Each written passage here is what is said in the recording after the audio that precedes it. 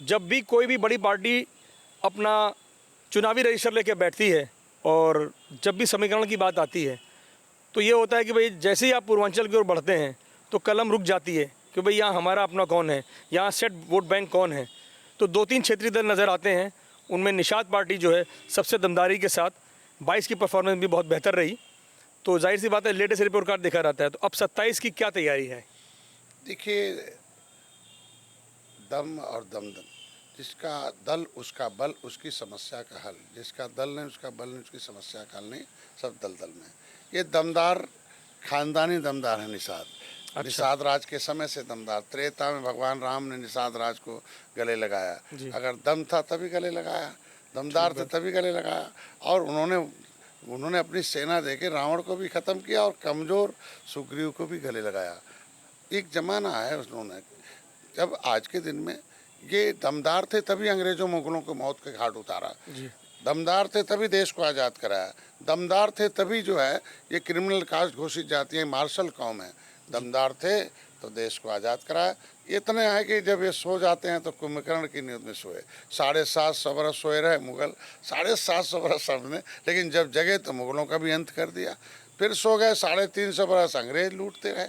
फिर ये सोए रहे, फिर जैसे जगह गुस्से में आए अंग्रेज़ों को मौत के घाट उतारा। गुरिल्ला युद्ध दीवालों पर टांगने लगा, ये निषाद हैं, ये देश के 24 कैरेट के राष्ट्रवादी हैं, अंग्रेज लुटेरे भागो भागो।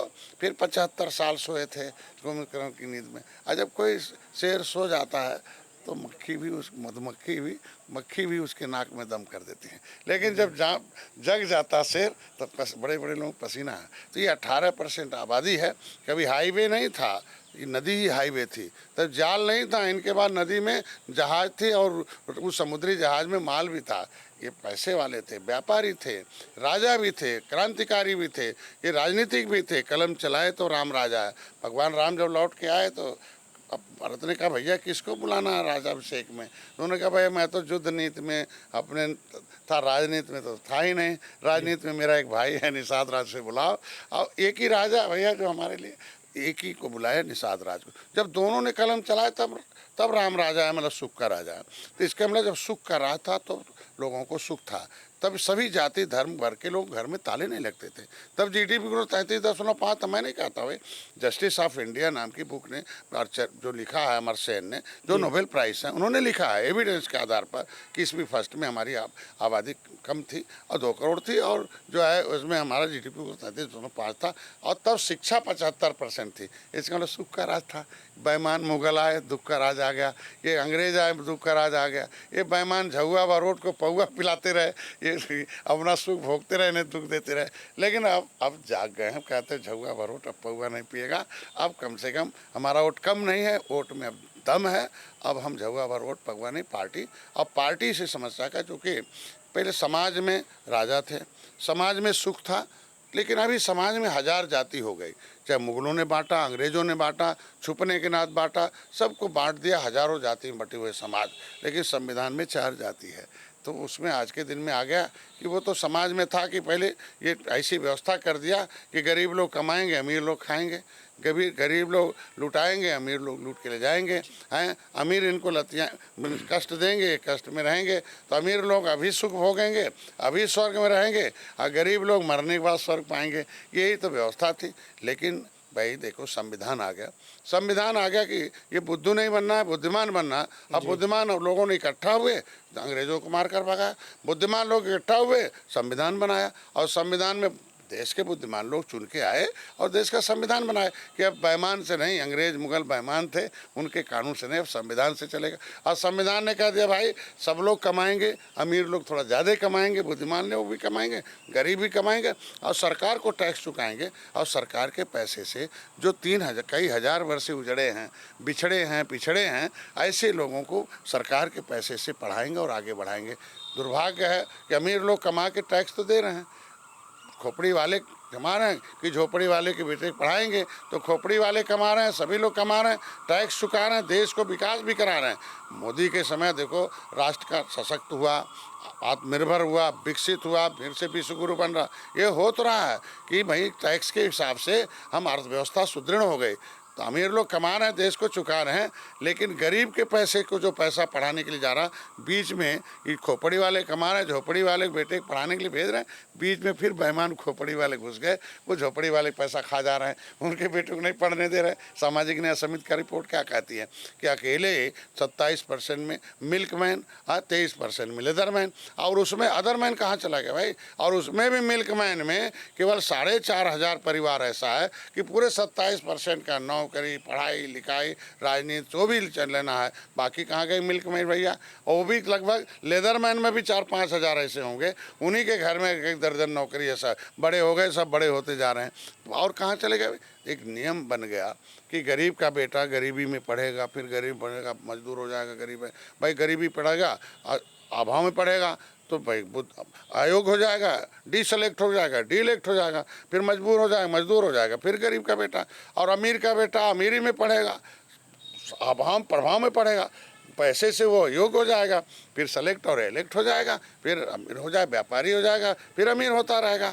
तो ये तो चक्र है ना। इस चक्र को तोड़ने के लिए आया था कि भाई लेदरमैन, वाशरमैन, फिशरमैन, जो जातियां अंग्रेज़ों से लड़ी हैं, उजड़ी हैं, पिछड़ी हैं और बिखरी हैं, ऐसी जातियों के बच्चे लेदरमैन, वाशरमैन, फिशरमैन 66 समूह के बच्चों को सरकार के पैसे से पढ़ाया जाएगा, सरकारी सुविधा से पढ़ाया जाएगा, उन्हें योग्य बनाया जाएगा, उन्हें सेलेक्ट किया जाएगा, उन्हें इलेक्ट किया जाएगा, फिर उनको विकास की मुख्यधारा में लाया जाएगा। अब वो फिर जाएंगे तो अपने समाज के लिए कलम चलाएंगे। लेकिन दुर्भाग्य है कि भाई पढ़ तो रहे हैं सरकारी पैसे से, लेकिन एक ही वही 4,000 परिवार के लोग, और नतीजा कि उनका था कि वो रिप्रेजेंटेटिव थे, उनके नाम से सीट नहीं रिजर्व है संविधान में, किसी जाति, किसी एक व्यक्ति, उसका नाम अनुसूचित है।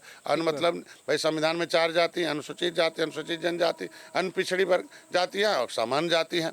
तो अन पिछड़ी जाति तो 1994 में आया, लेकिन केवल वही अनुसूचित जाति, अनुसूचित जनजाति, अन मतलब भैया भाई जब देश आज़ाद हुआ, अंग्रेजों मौत के घाट उतारा, अंग्रेजों ने हाथ जोड़ा, भैया मत मारो, जो कहते हो कहने सर 12 अक्टूबर 1871 को तुमने क्रिमिनल कास्ट घोषित कर दिया कि केवट मल्ला है, ये बहुत मार्शल कौम है, ना डुबा रहे हैं, ये जातिगत आधार पर तुमने इनको जो है, इनकी महिलाओं के पेट में बच्चा था उसे जेल में ले जाकर मारते थे, ये सारा इतिहास भैया। तो ये मारने वाले तुम लोग हिस्सा छीनने वाले, अंग्रेजों ने वापस किया कि भाई हम गिनती करते, क्रिमिनल कास्ट की गिनती हुई और अनुसूचित जाति की गिनती, SC की। उन्होंने कहा SC का क्या शेड्यूल्ड कास्ट, इन्होंने कहा यार हम अंग्रेजों से लड़ रहे हैं, अंग्रेजी थोड़ी पढ़ रहे हैं, हम हिंदी में लिखो, शुद्ध हिंदी, भोजपुरी में लिख दो, गाँव वाला समझ जा, जिसका हिस्सा तूने लूटा, जमीन जायदाद लूटा, कानून बना के क्रिमिनल कास्ट घोषित करके रोजी रोटी छीन लिया है। तो वो लिखे अनु मतलब नीचे, सूचित मतलब सूचित किया जाएगा।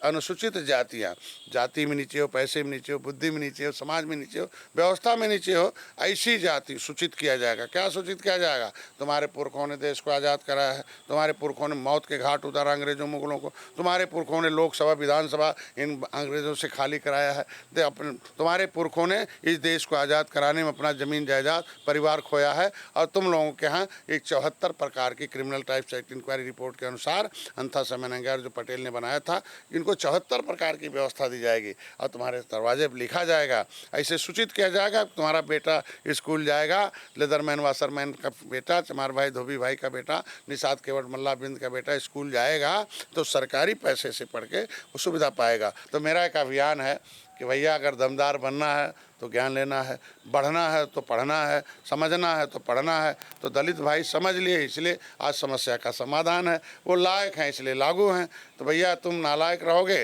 तो नहीं लागू रहेगा। तुम्हारे पुरखे लायक थे, लिखवा दिया, तुम्हारे पुरखे थे अंग्रेजों मुगलों के मौत के घाट उतारा, तो ये लायक थे तो देश आज़ाद हुआ, तो फिर लायक बन जाओ, उसे लागू करा दो। तो लायक बनने के लिए हमारा समाज आगे आ गया कि भैया हमने सबको मझधार से पार उतारा, सपा बसपा कांग्रेस को भेजा, तो इसीलिए थोड़ी भेजा था कि हमारे बच्चों का हिस्सा लूट लेना, अपने लोगों को दे देना, झोपड़ी वाले के बीच हिस्सा खा के खोपड़ी वाले को खिला देना। सुप्रीम कोर्ट को टिप्पणी करनी पड़ी कि जिनका विकास हो चुका है अनुसूचित जाति अत्याचार निवारण में, वो रुक जाएं, और झोपड़ी वाले के बच्चे में भैया उसको क्या दिखाते थे भैया, बेईमान लोग, कि भाई तुम सुअर चराना, पाखाना साफ करना, झोपड़ी में सो जाना, खूब ऐसे रहना, गरीब रहना, तो मरने के बाद स्वर्ग मिलेगा। लेकिन संविधान में क्या लिख दिया भाई, अभी पढ़ो लिखो, अब तुमसे जो साफ करवाएगा पाखाना सीधे जाएगा जेल खाना। तो कानून से विकास होता है। तो कानून बन गया अनुसूचित जाति अत्याचार निवारण अधिनियम, अधिनियम बन गया, अधिकारी को नियम बता दिया गया, लेकिन वो अधिकारी भी बेईमान निकल गए। देश आज़ादी के बाद भी 5 साल 16 दिन गुलाम रहे, तो जो लोग सत्ता में आ गए वो आज मलाई खा रहे हैं।